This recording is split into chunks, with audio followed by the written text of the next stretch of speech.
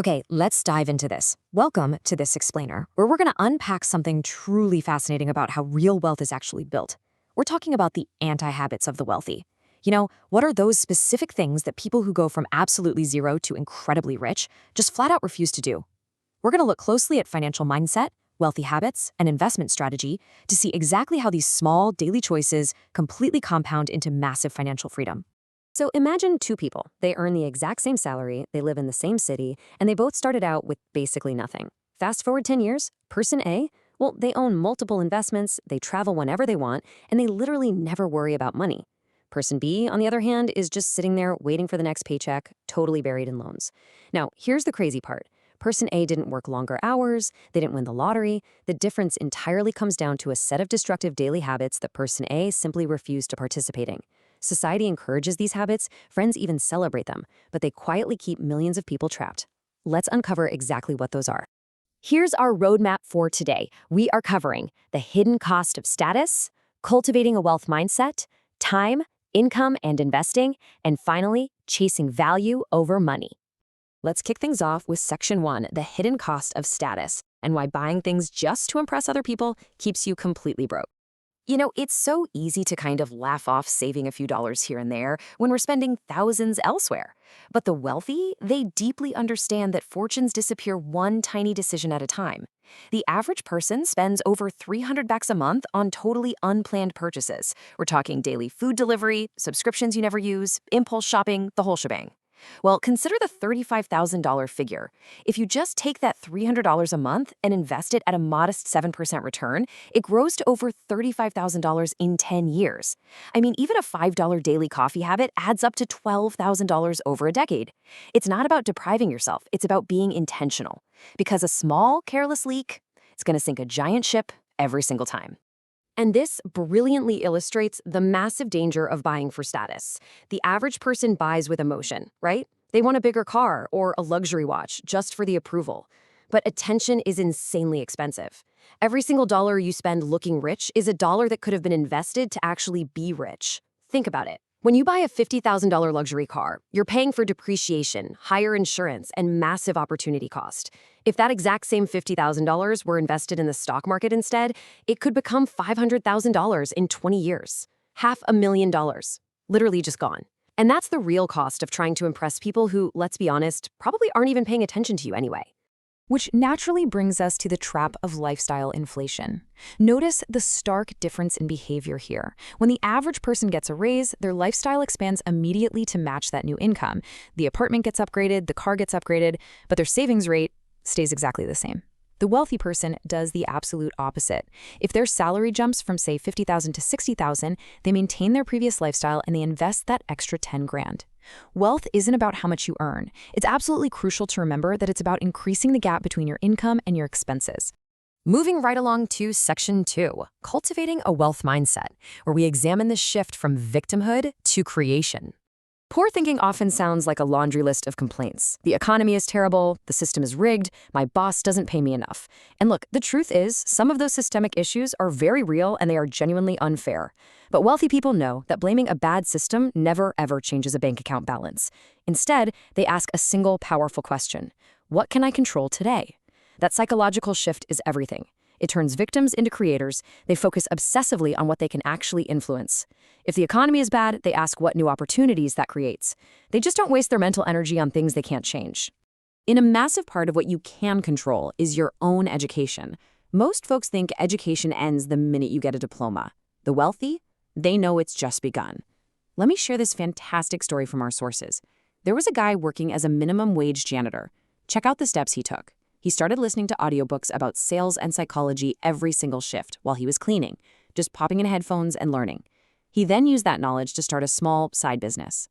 Fast forward just 5 years, and he wasn't cleaning anymore. He was running a company with dozens of employees, multiplying his income by more than 20 times. The information was always there for the taking. Your knowledge literally becomes your future salary.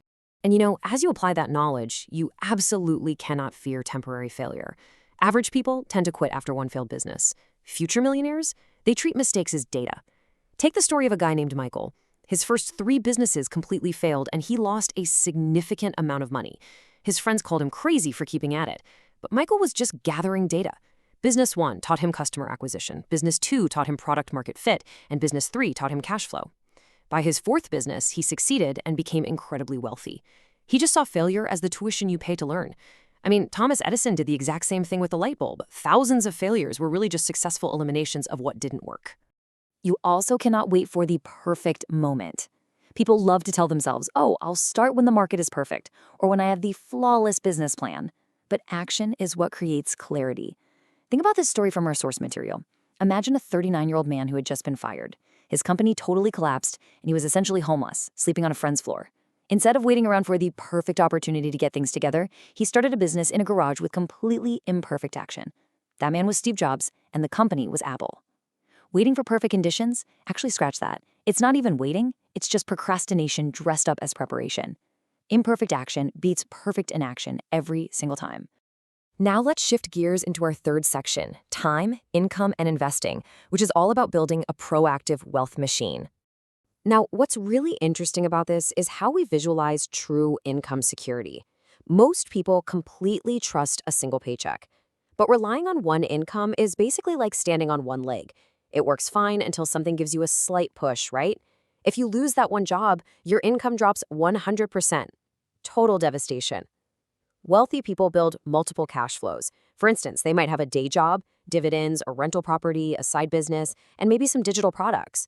If one of those 5 streams suddenly disappears, your overall income only drops 20%. That is a completely survivable problem. Redundancy is what creates real security. But to build those streams, you need time, and rich people guard their time like absolute treasure. The math behind this is just staggering. The average person spends about 2.5 hours a day scrolling social media. Over 10 years, that adds up to 9,000 hours. That's the equivalent of over 4 entire years of full-time work. Think about the wealth opportunity cost here. With 9,000 focused hours, you could master a world-class skill or build multiple businesses.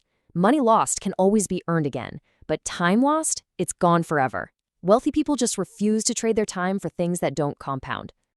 Which brings us to our fourth and final section, chasing value over money. This is the ultimate paradox of wealth. It sounds completely counterintuitive, but the richest people rarely obsess over money itself. Chasing money actually leads to frustration, and it can cause you to cut corners or overcharge, which just destroys value. Instead, they obsess over solving problems.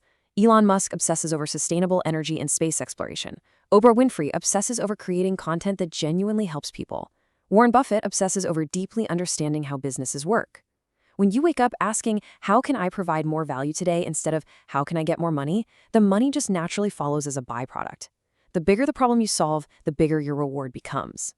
So the whole thing is summarized perfectly by this incredible thought. Every dollar you spend is a vote for your future. When you spend carelessly just to impress others, you are voting for a future of financial stress. But when you spend intentionally, you're voting for freedom. The wealthy don't have some magical, mysterious gift. They simply make a consistent series of decisions to avoid the distractions, the excuses, and the victim thinking that keep everyone else trapped. They track their money, they never stop learning, and they fiercely respect their time. I really want to leave you with this final, vital question. Which habit is secretly holding you back today? Is it that need to keep up with the Joneses and impress others? Is it waiting around for the perfect moment? Or maybe you're depending on just one single source of income. Take a second to be really honest with yourself. Your bank account is always a direct reflection of your daily habits. But the amazing news is, whatever habit is holding you back right now, you have the power to change it today. Start building those redundant income streams, start fiercely protecting your time, and start voting for your future. Thanks so much for joining me on this explainer, and remember, keep focusing on what you can control.